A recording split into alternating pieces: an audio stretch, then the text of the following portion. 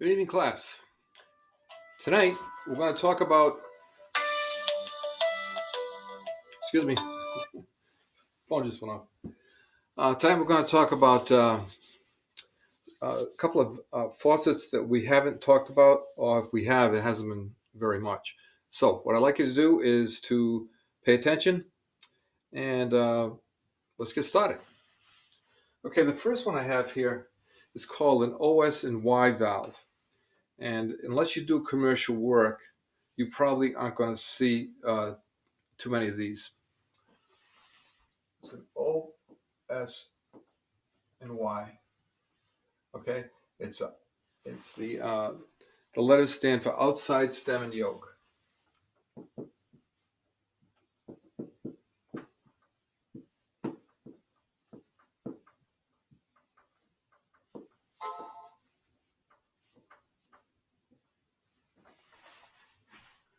Okay, outside stem and yoke.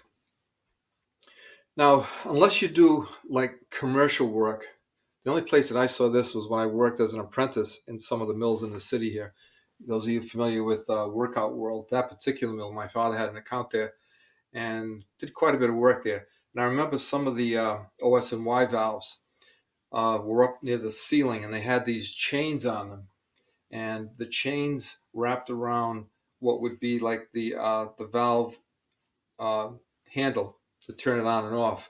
I think the valve handle, there was a handle exposed, but we used the chain because you didn't have to get a ladder. The chain came down where you could reach it, and you just opened or closed it. Now, when the valve was, I'll try to draw what it looks like. Let's say the water is running through like this, and it's a big beefy valve, big body valve, and comes out like this. A big heavy threaded stem, maybe 3/4 of an inch in diameter, all threads. It comes out like this, and there's a wheel on it right here, right? That would um, turn it on and off. So as you turn it, this stem here would, when it was out like this, the valve was open.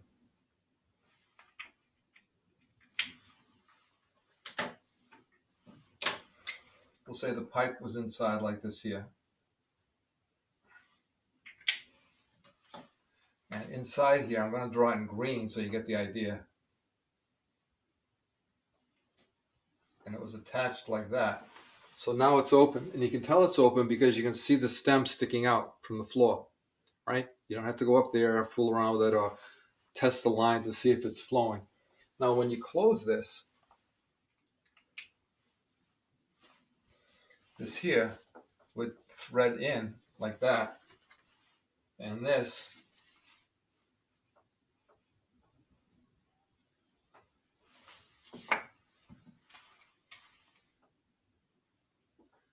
excuse the artwork, never my strong suit. Okay, this here would come in. The threaded valve that used to stick out now is in here, and the disc or the gate is like that. All right, so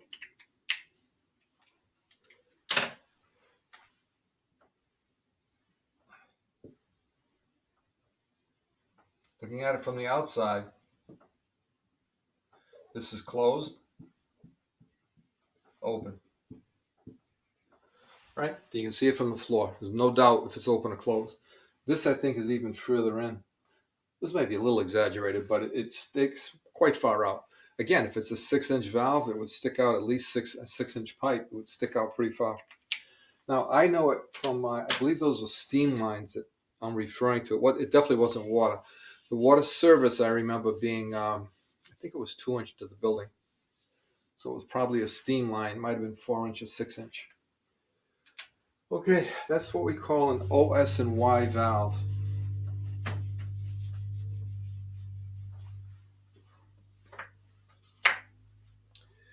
Okay, let's see what else we got here.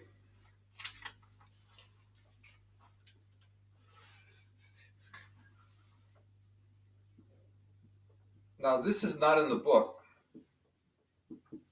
Actually, this here is in the code book. I don't know how many have that code book. You should all have it, but in any case, a shower valve. Now, the reason I'm putting a shower valve up rather than a tub valve is this. I'm going to mention it. I'm going to put it here, then I'm going to erase it. Tub, no shower.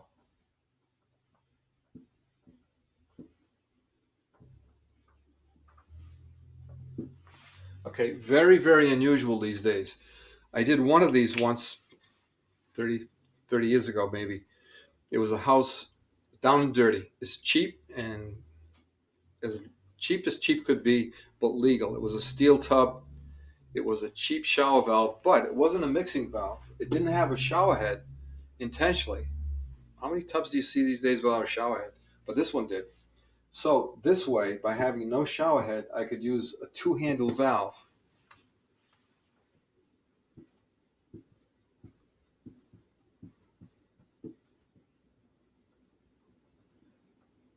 Right?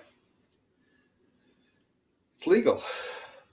Now, an example of this, it's actually at the other end of the financial scale, would be a drop-in tub, a big fancy tub with a big Roman spout. You know, the spout's about that long, big fancy handles.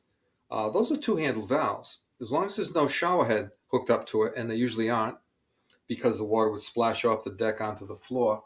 Uh, that's an example of a two-handled shower valve that's legal. You can install them now. But if it's a shower valve alone, just a shower head or a tub shower combination, uh, then this is out. The two handle is out. It has to be one of two things. And the plumbing code, I don't have the page for it, but they do mention it.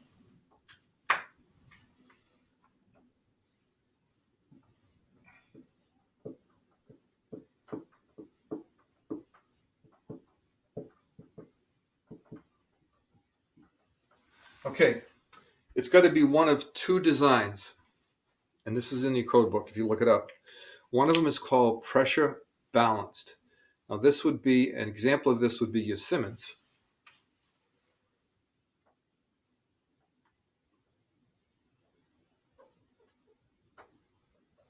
Now, another thing, I don't talk about unless it's a positive story. I don't trash any particular shop, person, manufacturer, or anything like that. That's it's not right for one thing, not good business. All right, but Simmons makes a good valve, and I took my class there. Just over 20 years ago, I was teaching night school down in Newport at Rogers High, and we took a tour. This was I think it was a night class. I think of it, and they must have had a second shift there. Anyway, they're up in outside of Boston, Braintree. They used to have a place in Braintree. I don't know if it's still there, and it was a very big factory. And this is a high quality product. I'm sure some of you have seen defective everything. Bad stuff pops up from time to time for all manufacturers, but for the most part, they're a good manufacturer, fair price, good product. And we took a tour of the factory, and towards the end of it, we went into like a classroom, and they had a very impressive display with like glass pipe, and they showed us the difference between their version, this pressure balance, and what it is. And some of you know this, as the pressure is too much on one side, it's got like a little thing that slides across and holds back the pressure that's, I guess, too great. If I remember, that's how it works. In any case, they invented this back in, I think it was like 1943. It came out. I don't know how fast it was into the system, but I can tell you this. By the time I was an apprentice in the early 70s, this was a very popular valve. Simmons S96-1 for the shower, and I think it's an S96-2 was the tub shower, were roughly the same as they are today. The material, unfortunately, they switched over to plastic, which I really hate. They had the chrome-plated metal, which was white metal, but I think it's better than plastic. In any case, the guts were roughly the same. It's been the most popular valve for a long, long time. Okay, there's fancy ones out there, but this one's reliable and the price is right. Okay, now that's one type of valve, pressure balance. It's not just Simmons. Although I think they might have a patent on it, but the code does call for pressure balance. Or thermostatically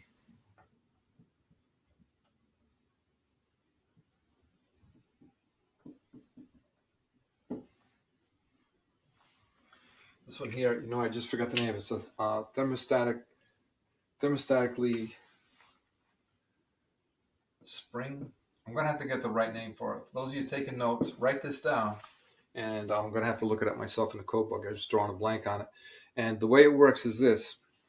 Just picture two pieces of metal bonded together.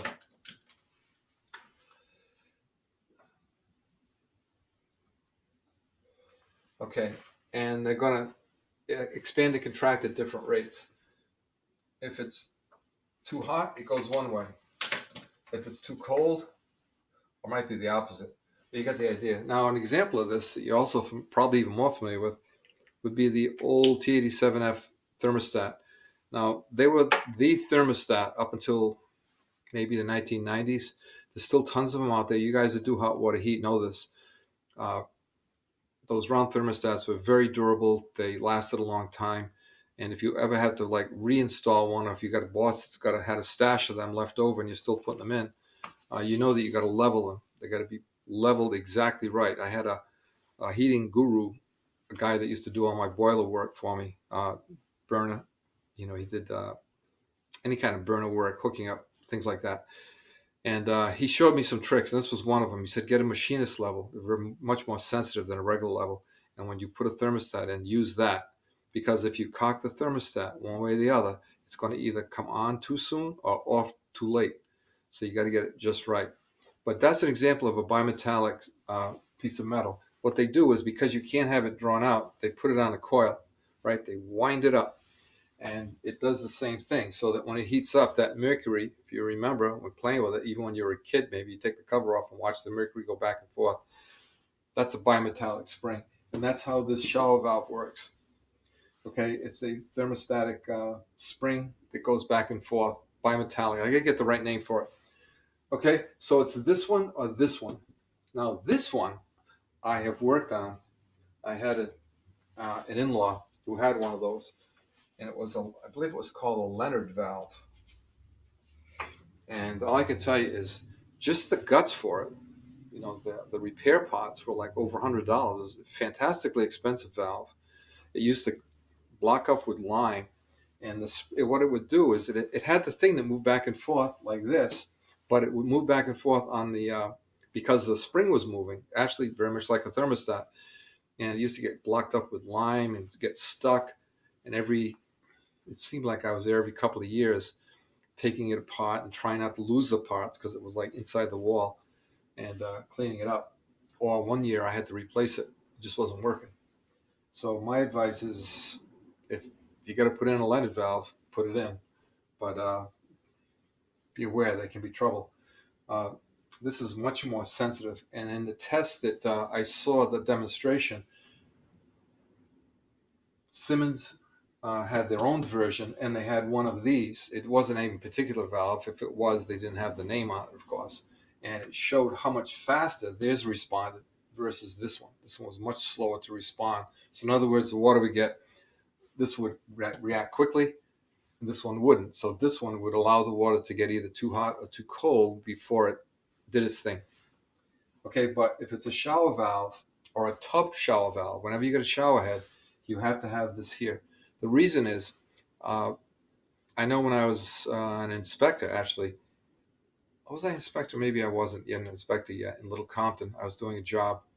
Doesn't matter. Anyway, it was a Moen, I believe it was. Now you got these valves that come through from who knows where in the United States. Most states don't have codes, so anything goes, which is hard to believe, but that's how it is. And if you look at the body of a shower valve, and they always look like this, right? They got a cylinder in the middle, and they got your hot on the left, cold on the right. This would be a tub, shower, tub, cold, hot.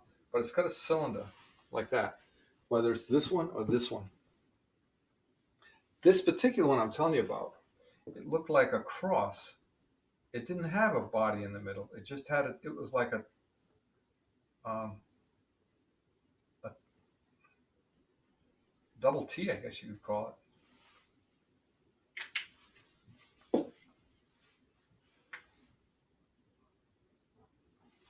Like that. All right, no cylinder. So I looked at it. I never seen anything like it, but I knew right away what it meant.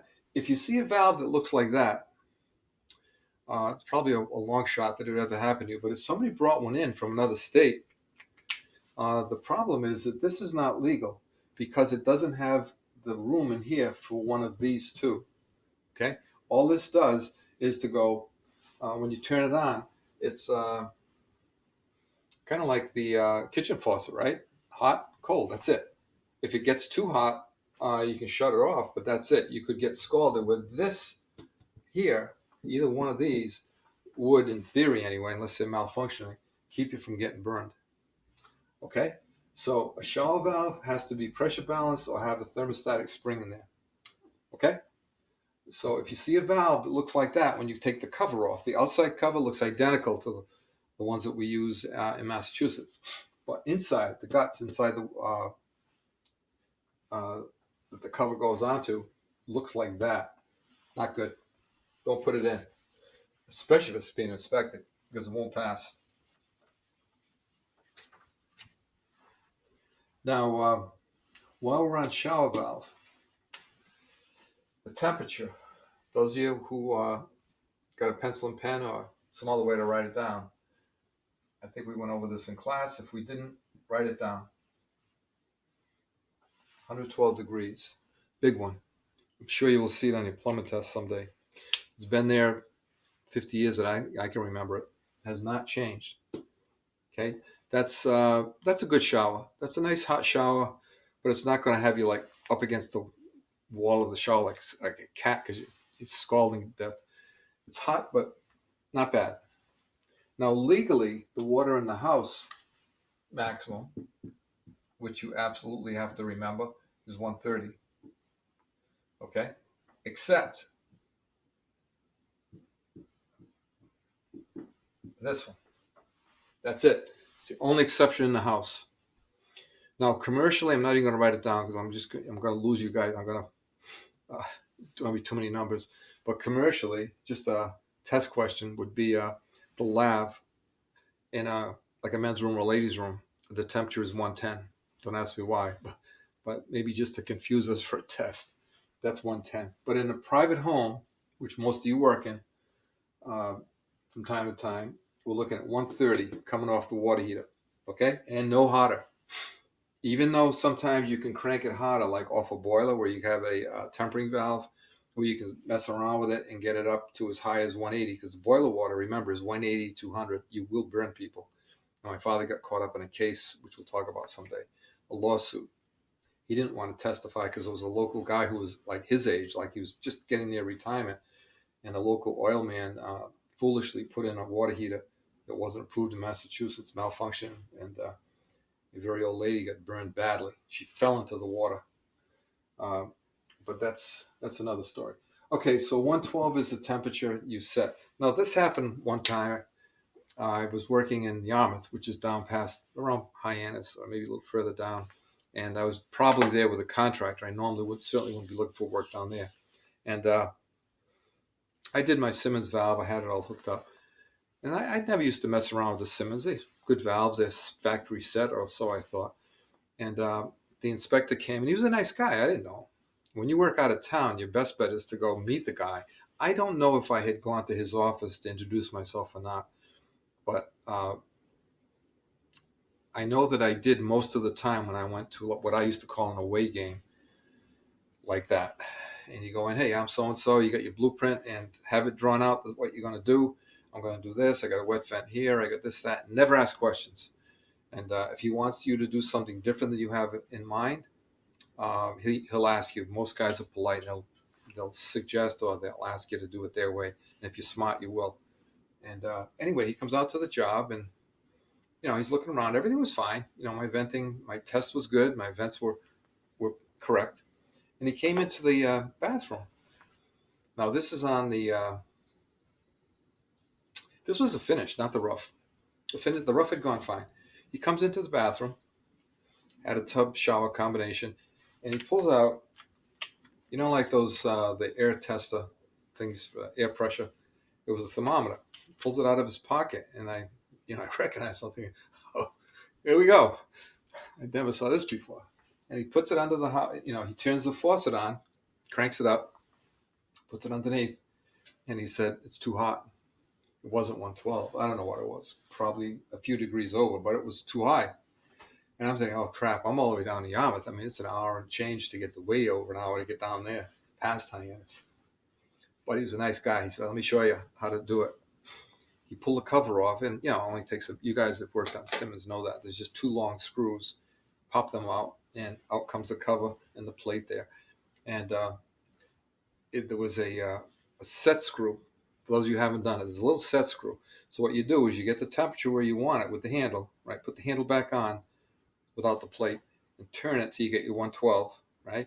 And then there's a set screw. And what it does is it locks it. So when you turn it in the future, it'll only go to that point and stop. So it shouldn't go past 112. He's a nice guy, and he kind of gave me a break on that because I wasn't aware of it. I should have known, but I didn't. I had never set a Simmons before.